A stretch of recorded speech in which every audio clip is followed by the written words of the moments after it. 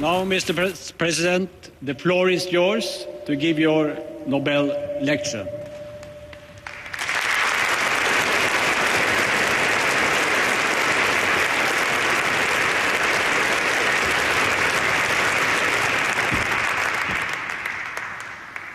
Your Majesties, Your Royal Highnesses, distinguished members of the Norwegian Nobel Committee, citizens of America, and citizens of the world. I receive this honor with deep gratitude and great humility. It's an award that speaks to our highest aspirations, that for all the cruelty and hardship of our world, we are not mere prisoners of fate. Our actions matter and can bend history in the direction of justice. And yet I would be remiss if I did not acknowledge the considerable controversy that your generous decision has generated. In part, this is because I am at the beginning and not the end of my labors on the world stage. Compared to some of the giants of history who have received this prize, Schweitzer and King, Marshall, and Mandela, my accomplishments are slight. And then there are the men and women around the world who've been jailed and beaten in the pursuit of justice. Those who toil in humanitarian organizations to relieve suffering. The unrecognized millions whose quiet acts of courage and compassion inspire even the most hardened cynics. I cannot argue with those who find these men and women, some known, some obscure to all but those they help, to be far more deserving of this honor than I. But perhaps the most profound issue surrounding my receipt of this prize is the fact that I am the Commander-in-Chief of a military, of a nation, in the midst of two wars. One of these wars is winding down. The other is a conflict that America did not seek, one in which we are joined by 42 other countries, including Norway, in an effort to defend ourselves and all nations from further attacks. Still, we are at war, and I'm responsible for the deployment of thousands of young Americans to battle in a distant land. And some will kill, and some will be killed. And so I come here with an acute sense of the costs of armed conflict, filled with difficult questions about the relationship between war and peace and our effort to replace one with the other. Now, these questions are not new. War in one form or another appeared with the first man. At the dawn of history, its morality was not questioned. It was simply a fact, like drought or disease. The manner in which tribes and then civilizations sought power and settled their differences. And over time, as codes of law sought to control violence within groups, so did philosophers and clerics and statesmen seek to regulate the destructive power of war. The concept of a just war emerged, suggesting that war is justified only when certain conditions were met. If it is waged as a last resort or in self-defense, if the force used is proportional, and if, whenever possible, civilians are spared from violence. Of course, we know that for most of history, this concept of just war was rarely observed. The capacity of human beings to think up new ways to kill one another proved inexhaustible, as did our capacity to exempt from mercy those who look different or pray to a different God. Wars between armies gave way to wars between nations, total wars, in which the distinction between combatant and civilian became blurred. In the span of 30 years, such carnage would twice engulfed this continent. And while it's hard to conceive of a cause more just than the defeat of the Third Reich and the Axis powers, World War II was a conflict in which the total number of civilians who died exceeded the number of soldiers who perished. In the wake of such destruction, and with the advent of the nuclear age, it became clear to victor and vanquished alike that the world needed institutions to prevent another world war. And so, a quarter century after the United States Senate rejected the League of Nations, an idea for which Woodrow Wilson received this prize, America led the world in constructing an architecture to keep the peace, a Marshall Plan and a United Nations, mechanisms to govern the waging of war, treaties to protect human rights, prevent genocide, restrict the most dangerous weapons. In many ways, these efforts succeeded. Yes, terrible wars have been fought and atrocities committed, but there has been no Third World War. The Cold War ended with jubilant crowds dismantling a wall. Commerce has stitched much of the world together. Billions have been lifted from poverty. The ideals of liberty and self-determination, equality, and the rule of law have haltingly advanced. We are the heirs of the fortitude and foresight of generations past. And it is a legacy for which my own country is rightfully proud. And yet, a decade into a new century, this old architecture is buckling under the weight of new threats. The world may no longer shudder at the prospect of war between two nuclear superpowers, but proliferation may increase the risk of catastrophe. Terrorism has long been a tactic, but modern technology allows a few small men with outsized rage to murder innocents on a horrific scale. Moreover, wars between nations have increasingly given way to wars within nations. The resurgence of ethnic or sectarian conflicts, the growth of secessionist movements, insurgencies, and failed states. All these things have increasingly trapped civilians in unending chaos. In today's wars, many more civilians are killed than soldiers. The seeds of future conflict are sown.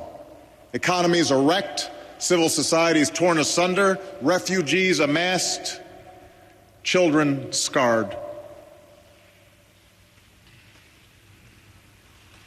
I do not bring with me today a definitive solution to the problems of war. What I do know is that meeting these challenges will require the same vision, hard work, and persistence of those men and women who acted so boldly decades ago. And it will require us to think in new ways about the notions of just war and the imperatives of a just peace. We must begin by acknowledging a hard truth. We will not eradicate violent conflict in our lifetimes. There will be times when nations, acting individually or in concert, will find the use of force not only necessary, but morally justified. I make this statement mindful of what Martin Luther King Jr. said in this same ceremony years ago. Violence never brings permanent peace. It solves no social problem. It merely creates new and more complicated ones. As someone who stands here as a direct consequence of Dr. King's life work, I am living testimony to the moral force of nonviolence. I know there's nothing weak, nothing passive, nothing naive in the creed and lives of Gandhi and King. But as a head of state, sworn to protect and defend my nation, I cannot be guided by their examples alone. I face the world as it is and cannot stand idle in the face of threats to the American people. For make no mistake, evil does exist in the world. A nonviolent movement could not have halted Hitler's armies. Negotiations cannot convince al-Qaeda's leaders to lay down their arms. To say that force may sometimes be necessary is not a call to cynicism, it is a recognition of history, the imperfections of man, and the limits of reason. I raise this point. I begin with this point because in many countries there is a deep ambivalence about military action today, no matter what the cause. And at times this is joined by a reflexive suspicion of America, the world's sole military superpower. Yet the world must remember that it was not simply international institutions, not just treaties and declarations, that brought stability to a post-World War II world.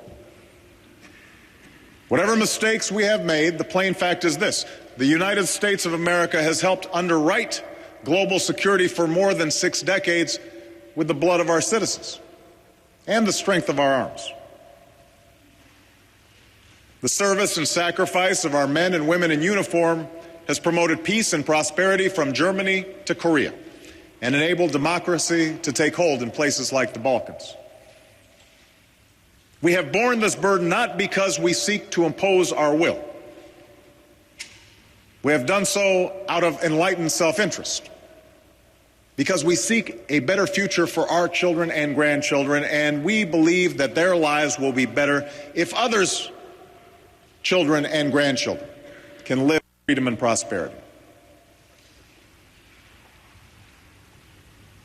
So yes, the instruments of war do have a role to play in preserving the peace.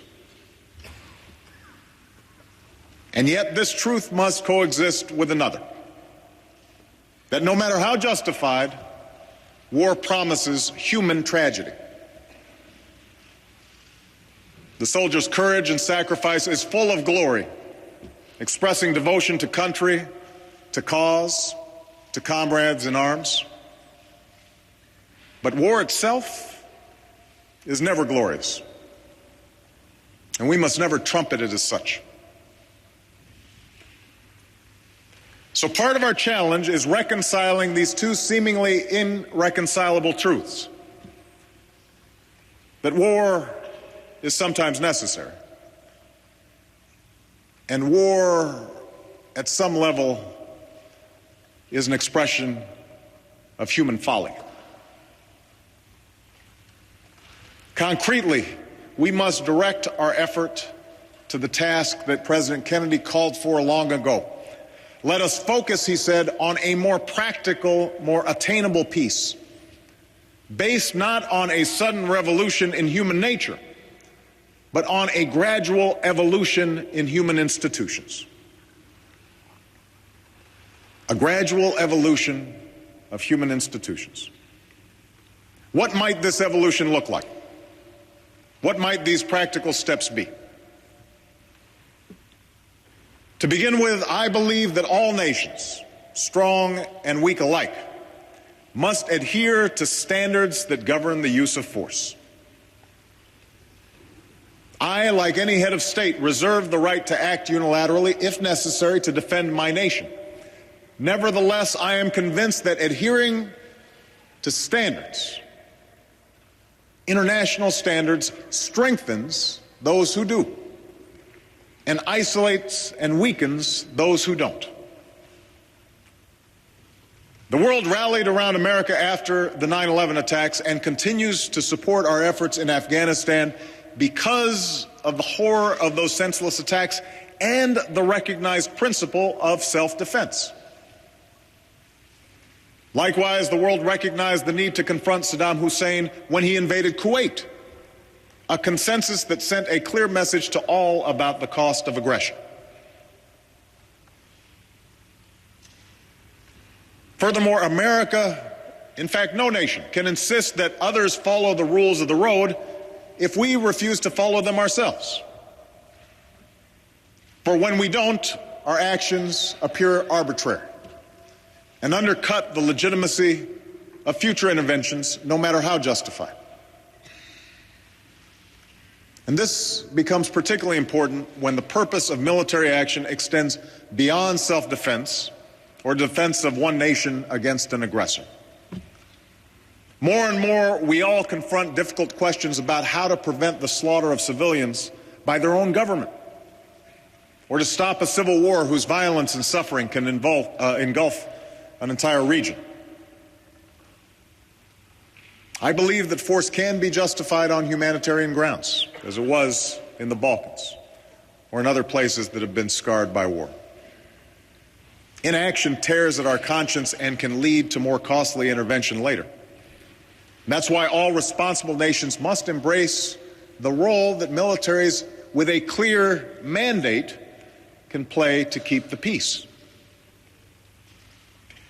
America's commitment to global security will never waver, but in a world in which threats are more diffuse and missions more complex, America cannot act alone. America alone cannot secure the peace. This is true in Afghanistan. This is true in failed states like Somalia, where terrorism and piracy is joined by famine and human suffering. And sadly, it will continue to be true in unstable regions for years to come. The leaders and soldiers of NATO countries and other friends and allies demonstrate this truth through the capacity and courage they've shown in Afghanistan. But in many countries, there is a disconnect between the efforts of those who serve and the ambivalence of the broader public. I understand why war is not popular, but I also know this: the belief that peace is desirable is rarely enough to achieve it. Peace requires responsibility. Peace entails sacrifice. That's why NATO continues to be indispensable. That's why we must strengthen UN and regional peacekeeping and not leave the task to a few countries. That's why we honor those who return home from peacekeeping and training abroad, to Oslo and Rome, to Ottawa and Sydney, to Dhaka and Kigali. We honor them not as makers of war, but as wagers of peace.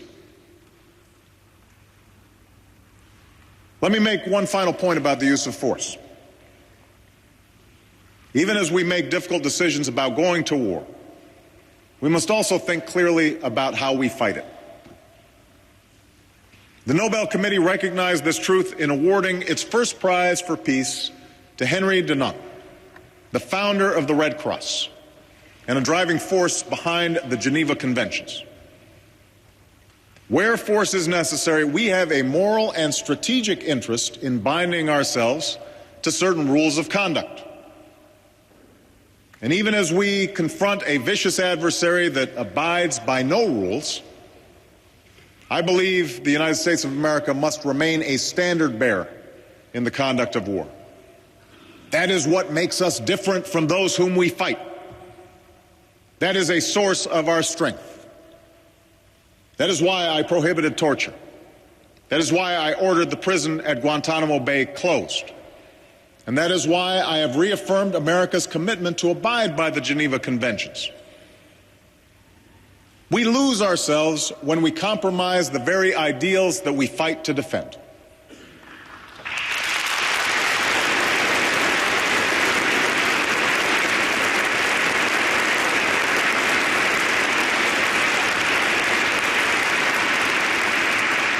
And we honor those ideals by upholding them, not when it's easy, but when it is hard.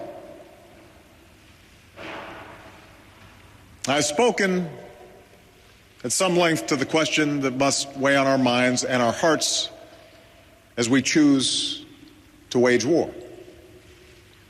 But let me now turn to our effort to avoid such tragic choices.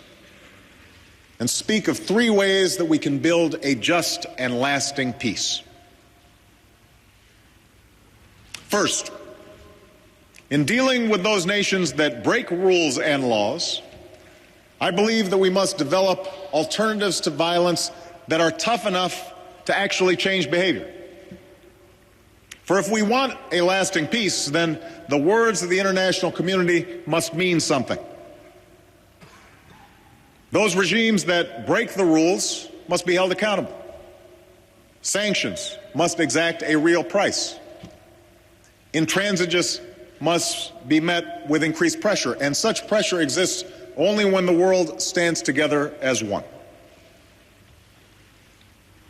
One urgent example is the effort to prevent the spread of nuclear weapons and to seek a world without them. In the middle of the last century, nations agreed to be bound by a treaty whose bargain is clear. All will have access to peaceful nuclear power. Those without nuclear weapons will forsake them, and those with nuclear weapons will work towards disarmament. I am committed to upholding this treaty. It is a centerpiece of my foreign policy. And I'm working with President Medvedev to reduce America and Russia's nuclear stockpiles. But it's also incumbent upon all of us to insist that nations like Iran and North Korea do not game the system. Those who claim to respect international law cannot avert their eyes when those laws are flouted. Those who care for their own security cannot ignore the danger of an arms race in the Middle East or East Asia. Those who seek peace cannot stand idly by as nations arm themselves for nuclear war. The same principle applies to those who violate international laws by brutalizing their own people. When there is genocide in Darfur, systematic rape in Congo, repression in Burma, there must be consequences. Yes, there will be engagement. Yes, there will be diplomacy. But there must be consequences when those things fail.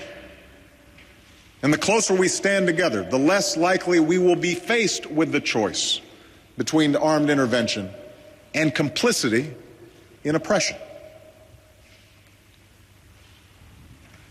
This brings me to a second point: the nature of the peace that we seek. For peace is not merely the absence of visible conflict.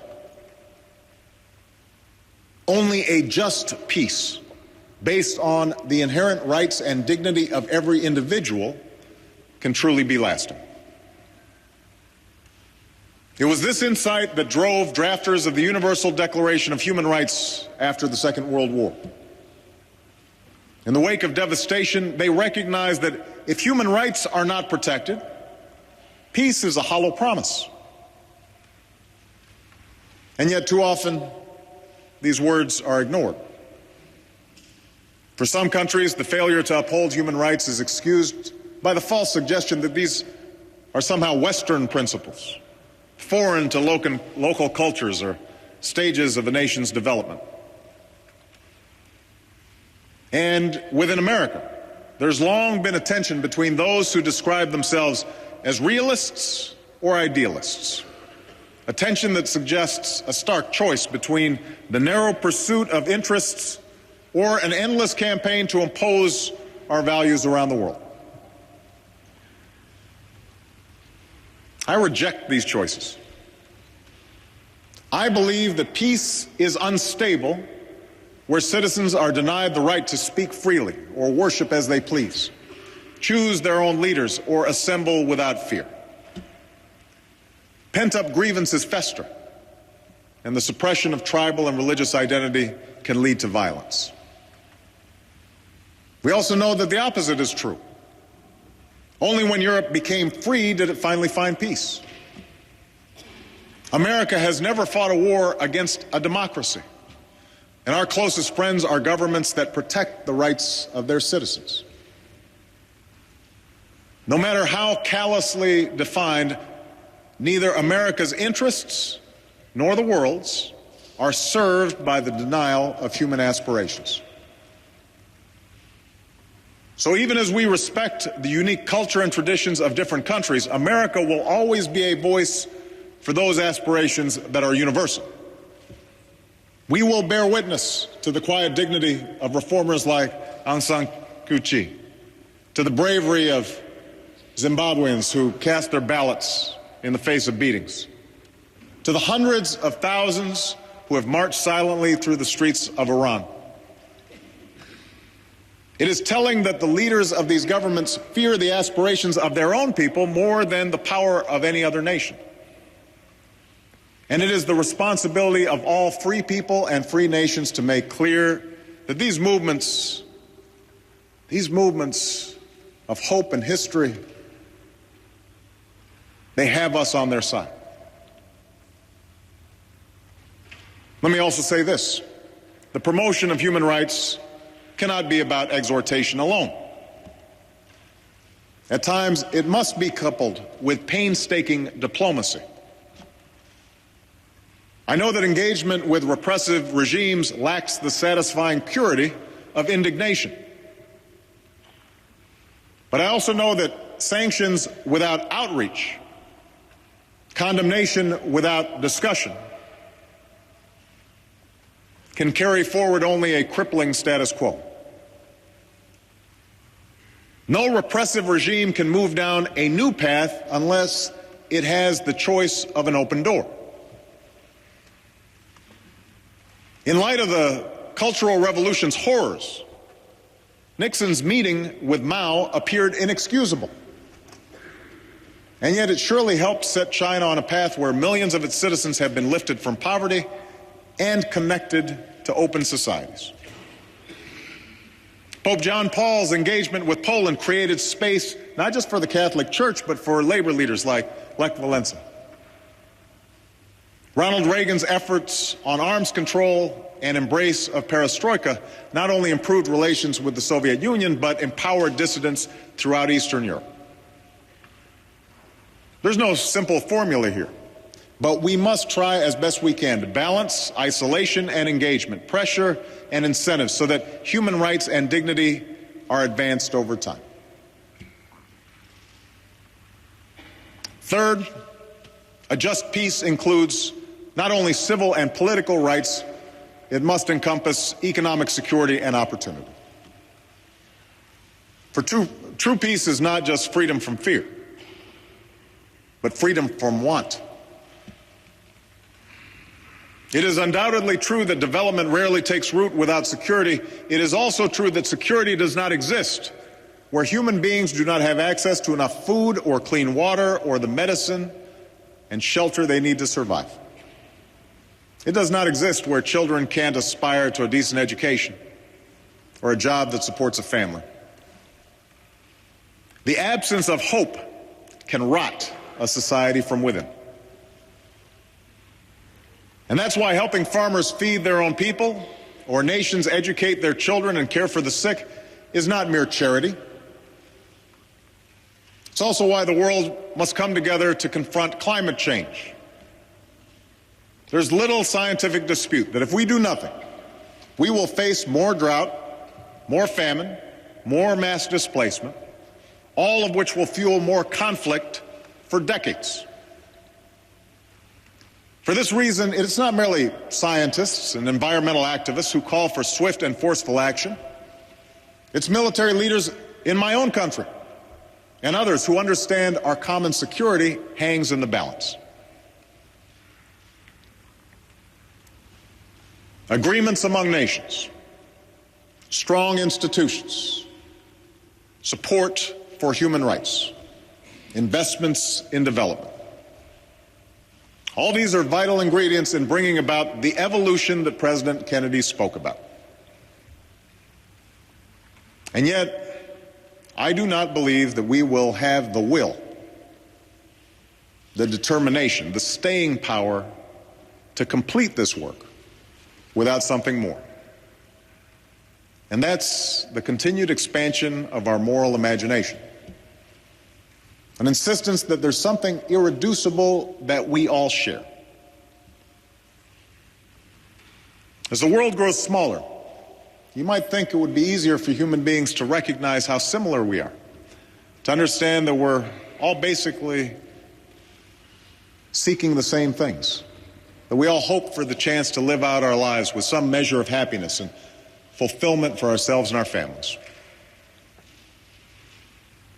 And yet somehow, given the dizzying pace of globalization, the cultural leveling of modernity, it perhaps comes as no surprise that people fear the loss of what they cherish in their particular identities, their race, their tribe, and perhaps most powerfully, their religion. In some places, this fear has led to conflict. At times, it even feels like we're moving backwards. We see it in the Middle East as the conflict between Arabs and Jews seems to harden. We see it in nations that are torn asunder by tribal lines. And most dangerously, we see it in the way that religion is used to justify the murder of innocents by those who have distorted and defiled the great religion of Islam and who attacked my country from Afghanistan. These extremists are not the first to kill in the name of God. The cruelties of the Crusades are amply recorded. But they remind us that no holy war can ever be a just war. For if you truly believe that you are carrying out divine will, then there is no need for restraint. No need to spare the pregnant mother, or the medic, or the Red Cross worker, or even a person of one's own faith. Such a warped view of religion is not just incompatible with the concept of peace, but I believe it's incompatible with the very purpose of faith. For the one rule that lies at the heart of every major religion is that we do unto others as we would have them do unto us. Adhering to this law of love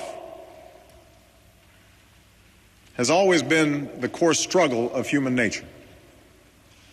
For we are fallible. We make mistakes and fall victim to the temptations of pride and power and sometimes evil.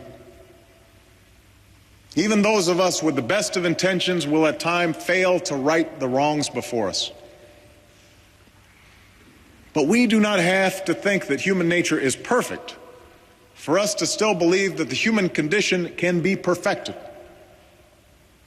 We do not have to live in an idealized world to still reach for those ideals that will make it a better place. The nonviolence practiced by men like Gandhi and King may not have been practical or possible in every circumstance, but the love that they preached, their fundamental faith in human progress, that must always be the North Star that guides us on our journey. For if we lose that faith, if we dismiss it as silly or naive, if we divorce it from the decisions that we make on issues of war and peace, then we lose what's best about humanity. We lose our sense of possibility. We lose our moral compass. Like generations have before us, we must reject that future. As Dr. King said at this occasion so many years ago, I refuse to accept despair as the final response to the ambiguities of history. I refuse to accept the idea that the isness of man's present condition makes him morally incapable of reaching up for the eternal oughtness that forever confronts him. Let us reach for the world that ought to be, that spark of the divine that still steers within each of our souls.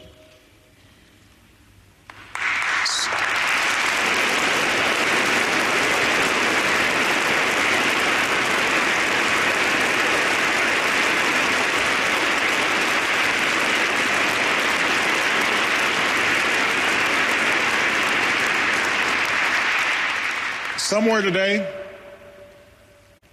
in the here and now, in the world as it is, a soldier sees he's outgunned but stands firm to keep the peace. Somewhere today, in this world, a young protester awaits the brutality of her government, but has the courage to march on. Somewhere today, a mother facing punishing poverty still takes the time to teach her child, scrapes together what few coins she has to send that child to school, because she believes that a cruel world still has a place for that child's dreams. Let us live by their example. We can acknowledge that oppression will always be with us and still strive for justice. We can admit the intractability of deprivation and still strive for dignity. Clear-eyed, we can understand that there will be war and still strive for peace. We can do that, for that is the story of human progress. That's the hope of all the world. And at this moment of challenge, that must be our work here on Earth. Thank you very much.